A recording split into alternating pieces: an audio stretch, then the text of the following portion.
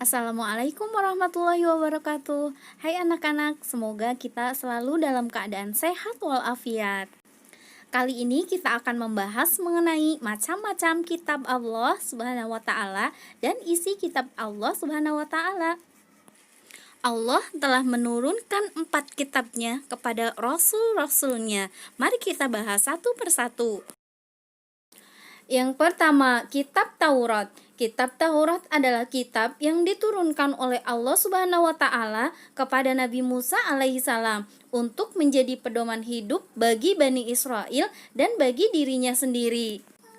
Hal ini terdapat pada Quran surat Al-Isra ayat 2 yang artinya, dan kami berikan kepada Musa kitab Taurat dan kami jadikannya petunjuk bagi Bani Israel dengan firman, janganlah kamu mengambil pelindung selain aku.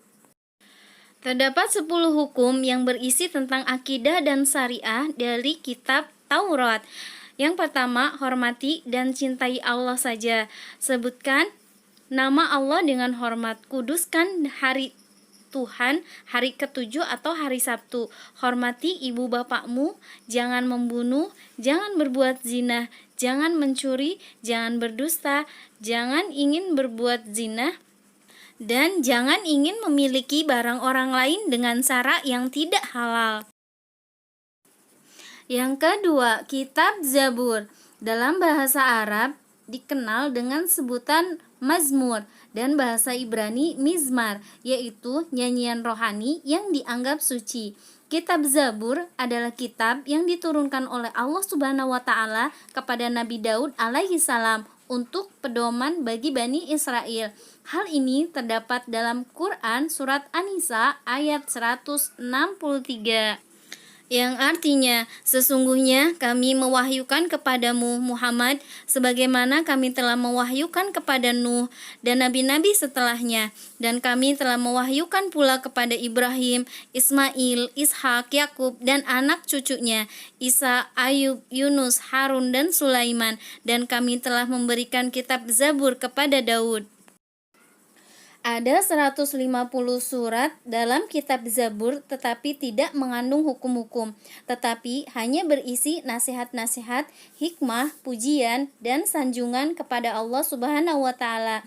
Nyanyian yang disenandungkan Nabi Daud alaihissalam antara lain nyanyian untuk memuji Tuhan, nyanyian perorangan sebagai ucapan syukur, ratapan-ratapan jamaah, ratapan dan doa individu, dan nyanyian untuk raja. Yang ketiga, kitab Injil. Kitab Injil adalah kitab yang diturunkan Allah Subhanahu wa taala kepada Nabi Isa alaihissalam sebagai petunjuk dan cahaya penerang bagi manusia. Kitab Injil yang asli memuat tentang keterangan-keterangan yang benar dan nyata, yaitu perintah-perintah Allah Subhanahu wa taala agar manusia mengesahkan dan tidak menyekutukannya. Hanya saja Injil sudah mengalami perubahan dan penggantian yang dilakukan oleh tangan manusia. Hal ini terdapat pada Quran surat Al-Hadid ayat 27 yang artinya, kemudian kami susulkan rasul-rasul kami mengikuti jejak mereka, dan kami susulkan pula Isa putra Maryam, dan kami berikan Injil kepadanya, dan kami jadikan rasa santun dan kasih sayang dalam hati orang-orang yang mengikutinya.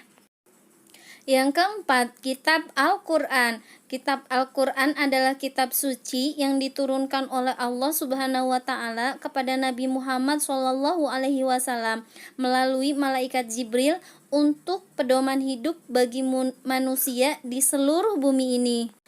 Diturunkan selama 22 tahun, 2 bulan, dan 22 hari, terdiri dari 30 juz dan 114 surat. Surat yang pertama adalah surat Al-A'la, ayat 1-5, diturunkan pada malam 17 Ramadan.